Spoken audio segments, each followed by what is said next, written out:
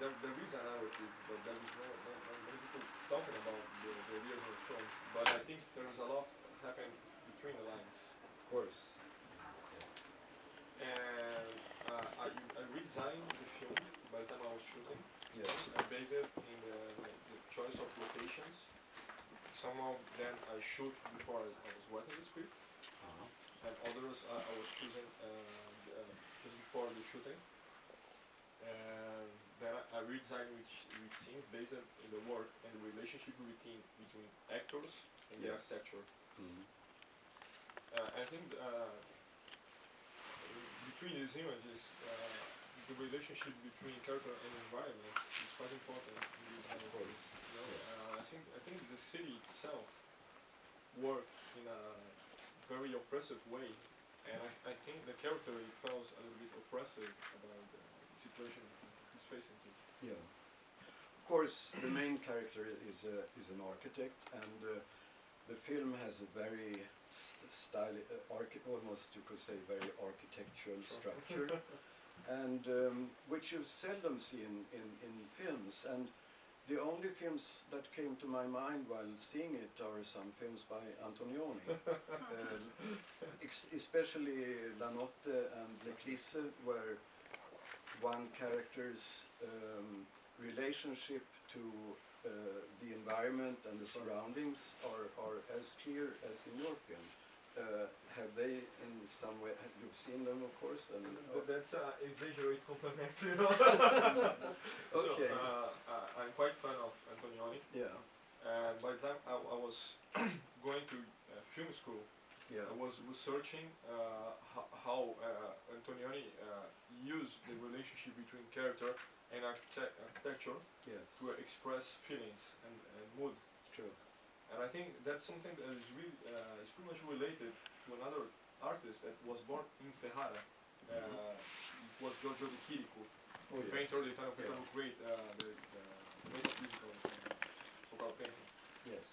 And I think what is interesting in these films is that through images, you know, you can tell what the characters are feeling. True. And that happens in the so-called thinking motive. There are times, and that's the first question to me. Yeah. Yes. Yeah. No, De Chirico, you can also see influence from him in, for instance, L'Avventura. Some of the houses are very, so I can see that. I think those films are as you said, are the films that more moved my heart until now. I'm Brazilian, Yes. but I have Italian origin. Yeah. So, and one thing that impressed me most by the time I watched those films for the first time, it is the sense of time. Yeah. You know, the passage of time. I think many people ask in Brazil why usually we are used to see more cutted, more faster films made there. And they ask about the sense of time. I said this is the sense of time that I have inside me. And I think that's more, perhaps could be more understandable here. Okay. But what is also very impressive is the sound work, I think, because you can talk about especially music, which is the music of sounds, because there is not one moment in the film which is completely silent, and so the sound work must have been quite extensive.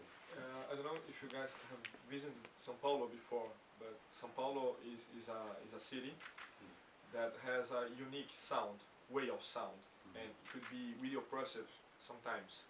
It's something that when you open the window, it feels that the city get inside the place you are. You know, you get inside your apartment, pretty much like a monster that, you know, invisible monster that, you know, embrace you.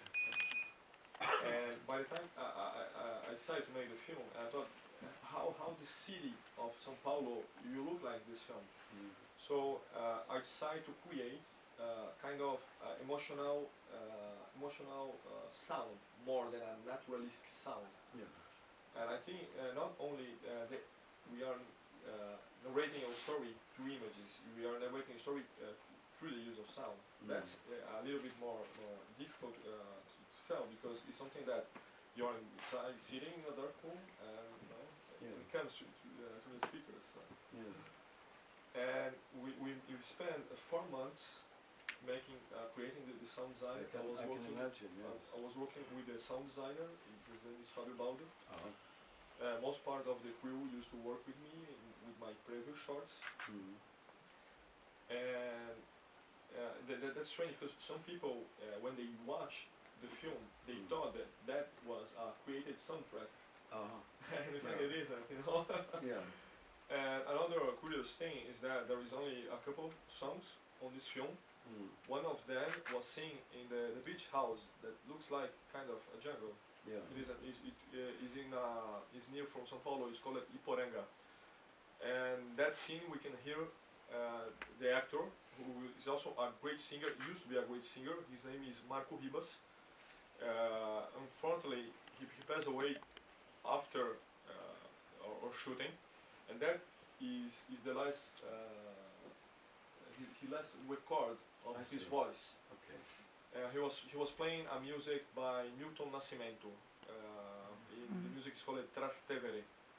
And I discovered this song just before shooting, and it felt that it was written for the film. And Milton gave this special authorization, he authorized, my crew to make this music.